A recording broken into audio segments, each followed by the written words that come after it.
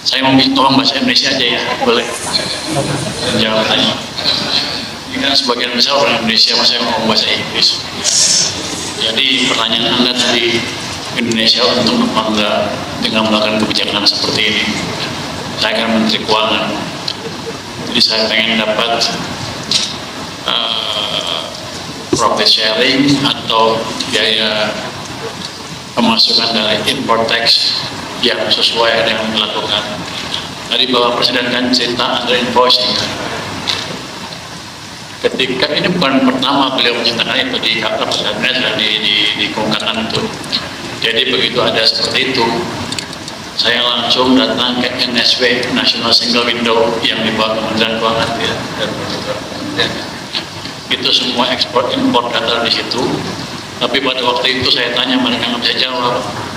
Saya panggil yang punya Kementerian Keuangan untuk gabung di situ. Kita buat namanya tim 10 di situ. Itu mengemploy AI segala macam di situ untuk melihat apa itu di industri misalnya sawit ada invoice. Jadi saya suruh pilih 10 perusahaan eksportir terbesar CPO. Terus saya suruh cari pengapalan CPO-nya random, ship by ship, masing-masing perusahaan minimal 3, dipilih random juga pengapalannya. Jadi polanya jelas sekali yang kita lihat. Perusahaan Indonesia ngirim ke anak perusahaan Singapura, walaupun namanya perusahaan asing, kita bisa trace siapa yang punya, dia juga.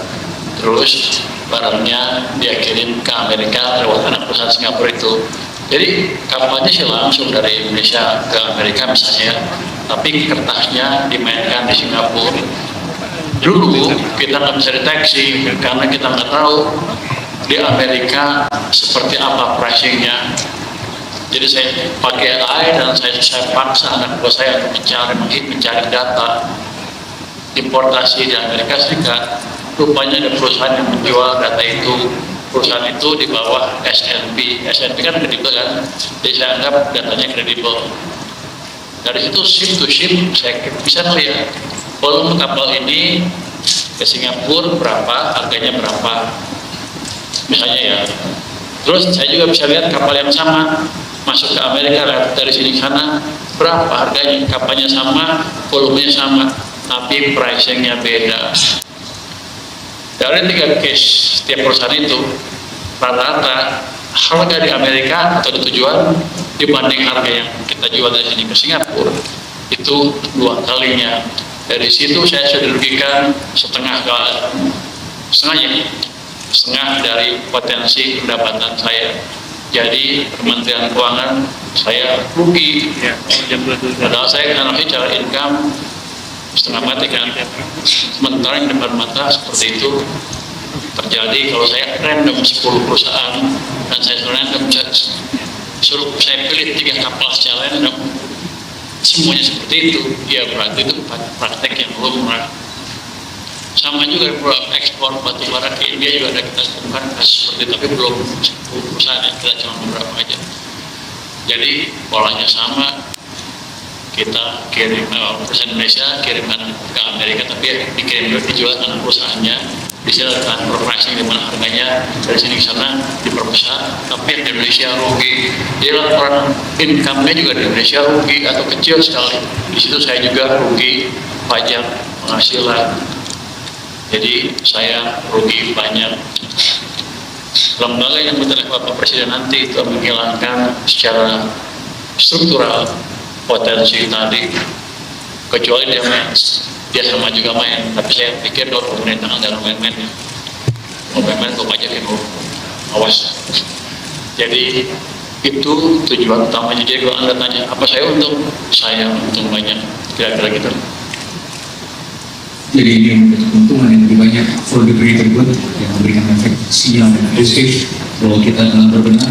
Dia akan disampaikan Pak Hasan Rosani, institusi dan world governance indicator, the 6 governance dimensions, government effectiveness, political stability, regulatory quality, rule of law, policy and accountability, control of corruption. Semua itu terangkum dalam konsolidasi ekspor yang kita lakukan hari ini. Berikutnya untuk sesi berikut ekonomi, ya, teman-teman saya. Silakan dihubungkan. Ada di mana? Silakan. Oke. Berikutnya di mana? Ada? Ada film nggak? Ada. Berikutnya di sebelah kiri. Ada? Tidak ada. Kalau tidak ada mungkin boleh wartawan satu lagi tadi beberapa kesempatan. Kalau nggak ada yang ada jangan dipasang. Nggak usah dikasih. Oke, baik. Boleh. Silakan.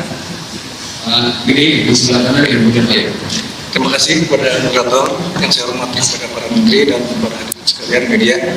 Jadi sebenarnya lembaga kami itu sudah pernah meneliti soal ini sejak akhir tahun lalu bersama dengan Next Indonesia dan teman-teman. Waktu itu kami temukan bahwa setiap tahunnya itu sekitar 6,5 miliar dolar untuk under invoicing. Itu sekitar 1.000 triliun. Jadi kalau kita bisa pajaki 10%-nya dapat 100 triliun itu untuk under invoicing. Selain itu transfer pricing-nya juga dengan perhitungan yang mirip kita juga bisa dapatkan sekitar setahun itu 75 T. Jadi total 175 T. Itu mungkin kalau di tax ratio hampir 1%. Tapi tadi saya dengar dari Presiden bahwa ternyata nilainya lebih besar lagi, itu lebih ternyata 2.500 T gitu kan. Artinya kalau kita ambil pajak 10%-nya udah dapat 250 T, itu udah 1%. Jadi ini langkah yang sangat sejarah dan kami para ekonom sangat mendukung sekali pemerintah dan kami harapkan agar disegerakan gitu kalau bisa tahun ini segera dimulai. Ya, dari David dari Asosiasi Anggota Indonesia, sudah dihitung belum Pak berapa potensi nanti pendapatan penambahan untuk negara ini setelah badan ini ada? Dan kemudian kalau kita lihat dari market ya, market kan hari ini tadi sempat koreksi ya. Nah itu kira-kira bagaimana bisa komunikasikan dengan market kalau memang tidak akan pengaruh ke laba? Bahkan kalau saya lihat tadi ada invoicing, ini kan berarti ada potensi juga penambahan untuk nanti laba. Jadi catat di sini kan, nggak dicatat di Singapura. Itu saja Pak.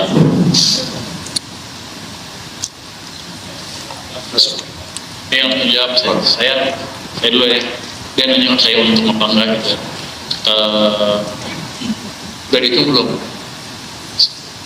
kita belum hitung potensi ini ke potensi pendapatan tahun depan. Saya nggak berani asumsikan dulu karena kita belum lihat sebetulnya kalau dijalankan dapatnya berapa. Ini juga mulai tahun depan kan.